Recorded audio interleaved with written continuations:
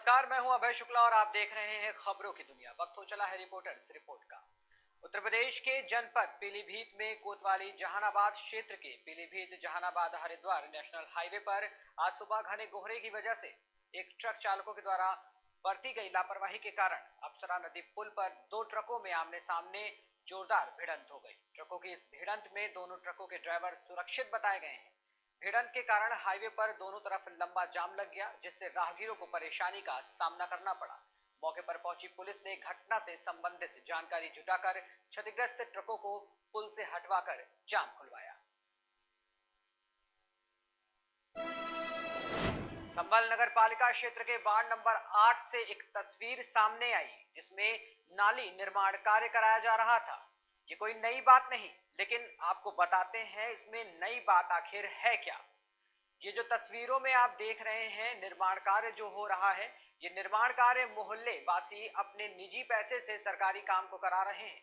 बता दें, बीच सड़क पर आने वाली नाली टूटी होने के कारण राहगीरों को दिक्कतों का सामना करना पड़ता था। वहीं जब इस बारे में सभासद को अवगत कराया गया तो शायद उन्हें इस बात से कोई फर्क नहीं पड़ा, जिसके बाद मोहल्ले वासियों ने मिलकर निजी पैसे से नाली का निर्माण कार्य कराया। अमेठी के ग्राम प्रधान जनापुर अरुण प्रताप सिंह ने door to door Bharatiya Janata party के तिलोई विधायक राजा मैकेश्वर शरण के लिए जनसंपर्क कर वोट मांगा। अमेठी जिले के शुक्ल बाजार विकास क्षेत्र अंतर्गत ग्राम सभा हसनपुर तिवारी के जमुआरी गांव में विगत वर्षों की भांति इस वर्ष भी श्रीमद् भागवत कथा का आयोजन किया जा रहा है। बता दें, गांव वालों के सतत प्रयास से अब की बार 35वीं श्रीमद् भगवत कथा करवाई जा रही है। वहीं श्रीमद् भगवत कथा के शुभारंभ में विशाल कलश यात्रा निकाली गई। यहां सत्तिन गोमती नदी पर जल भरकर कार्यक्रम का शुभारंभ किया गया। विधानसभा चुनाव 2022 को निष्पक्ष व सकुशल संपन्न कराने के लिए क्षेत्राधिकारी नगर रुचि गुप्ता ने थाना प्रभारी हाथरस गेट केशव शर्मा के साथ फ्लैग मार्च निकाला। बता दें, ये फ्लैग मार्च जनपद में कानून और शांति व्यवस्था हेतु पीएससी बल एवं पुलिस बल के साथ किया गया। थाना बिहार के एक गांव में हर्ष फायरिंग के दौरान एक व्यक्ति की मृत्यु की सूचना मिली है। इस मामले में पुलिस द्वारा 100 कब्जे में लेकर के पोस्टमार्टम कराने के लिए भेज दिया गया है। एफआईआर पंजीकृत कर लिया गया है। जो इसमें व्यक्ति जिसके द्वारा ये हर्ष फायरिंग की गई है, उसकी तलाश जारी है और जल्दी उसको गिरफ्तार कर लिया जाएगा। पहले ये पता चला है कि यह व्यक्ति थाना सरैनी जनपद रायबरेली का रहने वाला है। इसको गिरफ्तार करने के लिए पुलिस की टीम क्षेत्राधिकारी बीघापुर के नेतृत्व में गई है। जम्मू कश्मीर में बजट को लेकर आज प्रोटेस्ट किया गया, और क्या रहे इसके कारण, प्रोटेस्ट करने के पीछे और क्या बातें सामने आई, देखिए इस रिपोर्ट में। जी, हमारे सारे डिवीज़न जम्मू डिवीज़न में आज का एक दिन का प्रोटेस्ट है जे, और कोविड को देखते हुए यहाँ कुछ खास बंदे ही बुलाए गए हैं। और जम्मू में नहीं, हम इकट्ठे हुए क्योंकि कोविड का बड़ा ज़्यादा वो है। और दूसरा, हमारी डिमांड्स हैं पीएचई की। बजट में बड़ी उम्मीदें थी हमें कि बजट में हमें कुछ ना कुछ मिलेगा, कम से कम और नहीं तो मिनिमम वेजेस एक्ट ही मिल जाएगा, पे इंक्रीज़ हो जाएगी। लेकिन ना तो पे इंक्रीज़ हुई, ना हमें रेगुलाइजेशन पॉलिसी का कोई फ़ायदा अभी दिख रहा है, वो भी नहीं अभी मिल रहा है।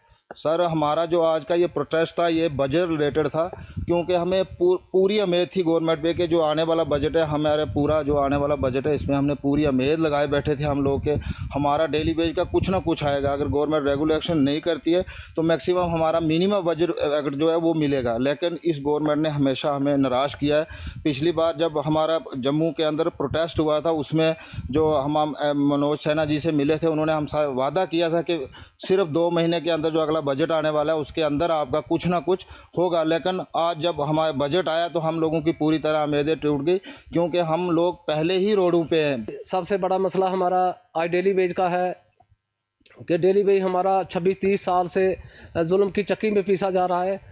तो हमारे जो लीडर लोग यहाँ से वोट बैंक जो यहाँ से वोट लेकर चले गए, जिन्होंने वोट बैंक, इन लोगों को वोट बैंक के तौर पर इस्तेमाल किया, वो आज इनको पाप की घंटी बोलते हैं, तो कि ये हमारे पाप की घंटी है। तो उस वक्त जिस वक्त वोट लेने की बारी थी उन लोगों की, तो उस वक्त ये पाप की घंटी नहीं लगते थे, लेकिन आज इन लोगों को पाप की घंटी बनाकर इन्होंने दर दर की ठोकरें ये बेचारे लोग खा रहे हैं। कि जो बजट शुरू हुआ था उस बजट में हमारे डेली वेजरों का कुछ मसला हल नहीं रखा। मैं डॉक्टर जितेंद्र जी से ये बोलना चाहता हूँ, जब आप यहाँ पे इस इलेक्शन में आए थे, यहाँ पे प्रचार लोग कर रहे थे कि हमारा जब छक्का लगेगा आपका चौका लगेगा, अभी तक जो है हमारा मसला हल नहीं हुआ। और मैं मनोज सिन्हा जी से ये बोलना चाहता हूँ कि हमारा इस गरीब आवाम का जो मसला है वो अभी तक हल नहीं हुआ।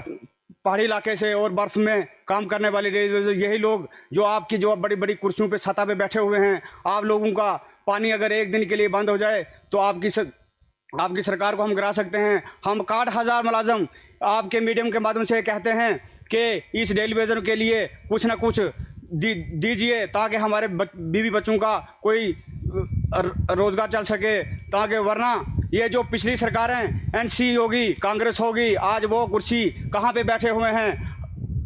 हम डॉक्टर जितेंद्र सिंह जो हमारे उनका टोटल 10 मिनट का काम है अगर डेली वेजर मुलाजिम के लिए कुछ ना कुछ करें, लेकिन वो बोलते हैं कि ये पाँप की घंटी है। अगर ये पाँप की घंटी है तो इनको दफ़ा कीजिए, और हमें और भी काम है, बहुत हैं सारे, हम दिहाड़ी लगाएंगे और अपना टाइम पास करेंगे। वरना आज के हिसाब से एक मजदूर की दिहाड़ी जो 700-800 रुपये दिहाड़ी है, 225 रुपये क्या है। इस गवर्नमेंट को शर्म नहीं आ रही। कितने धरने दिए हमें, कितने पीछे जो हमारे एलजी साहब जे उन्होंने हमारे साथ ये बोला कि आपके साथ ये डीडीसी इलेक्शन होने दीजिए और आपके साथ कोई ना कोई पहलवान आपके लिए निकालेंगे, वरना हमारे लिए कुछ भी अभी तक इस गवर्नमेंट ने कोई भी। सीतापुर के मिश्रिक से एक मामला सामने आया जहां एक महिला ने प्रभारी निरीक्षक को एक शिकायती पत्र दिया।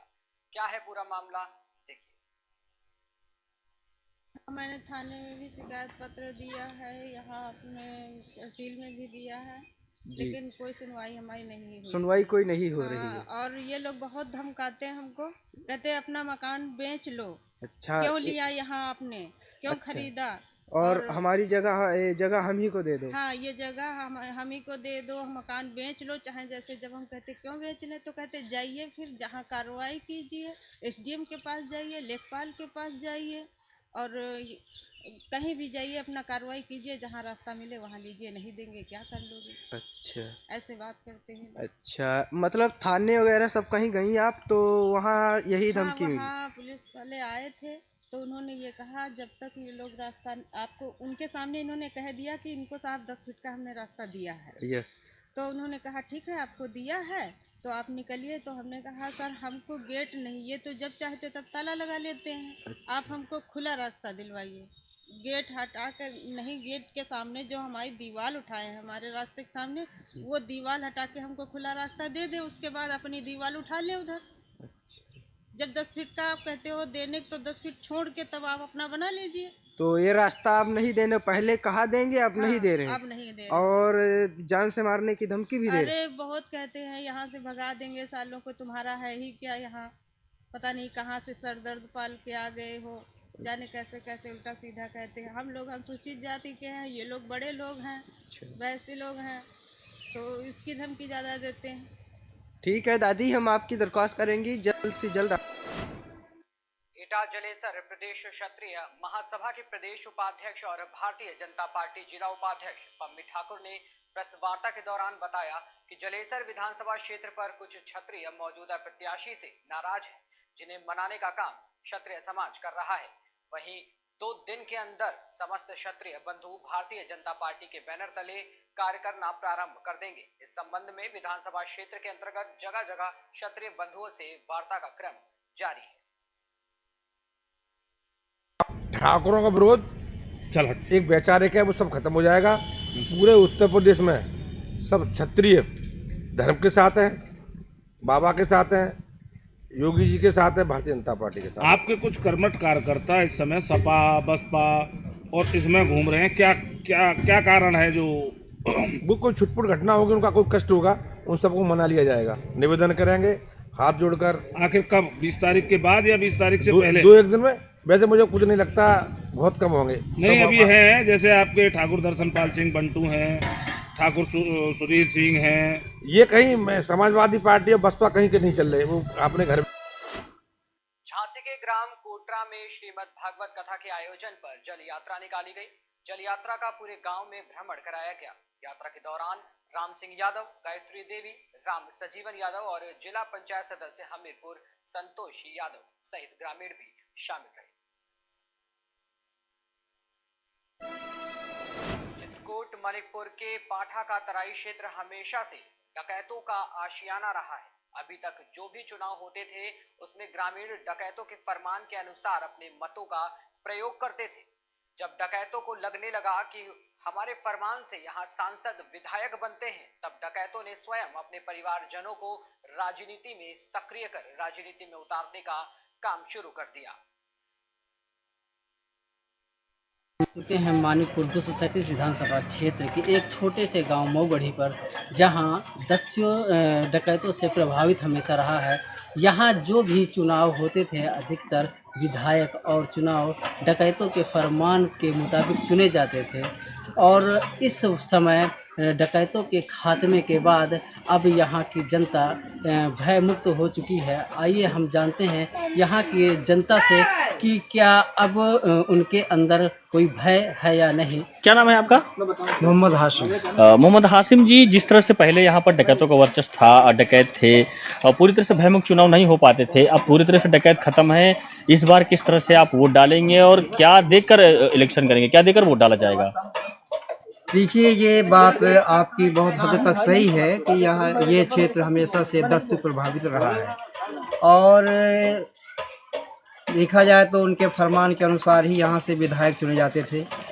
अब चूँकि दस्य उन्मूलन हो चुका है, लेकिन फिर भी हम ये देख रहे हैं कि पिछले 10 सालों से यहाँ पे विधायक, सांसद और यूपी सरकार या केंद्र सरकार हमेशा बीजेपी की रही है 10 साल से, लेकिन विकास के नाम पर हमारे इस गांव में आज तक कुछ भी नहीं हुआ है। भाई साहब, जैसे पिछले पंचवर्षीय चुनाव में जो पिछली बार चुनाव हुए थे, वहाँ पर डकैत थे उस टाइम, और डकैतों का यहाँ अच्छा खासा दबाव रहता था, उनके हिसाब से जो है यहाँ पर चुनाव होते थे।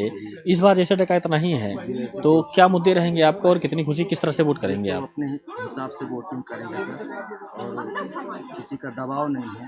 पहले तो गुंडा लोग थे सब अपना, जैसे गुंडा लोग बोलते थे कि हम इधर वोटिंग करना है तो उसी तरफ को जाते थे। इस बार किसी का दबाव नहीं है, अपने हिसाब से वोटिंग करनी है। क्या नाम है आपका और कौन सा गांव है ये? अभी चर्चा को लेकर हम पहुंच चुके हैं रामनिही, जो कि हम जानते हैं यहाँ के स्थानीय निवासी से कि जब डकैतों के खात्मे के बाद अब जनता किस मुद्दे को लेकर वोट करेगी। आइए चलते हैं। सावित्री देवी। जैसे पिछली बार जी जी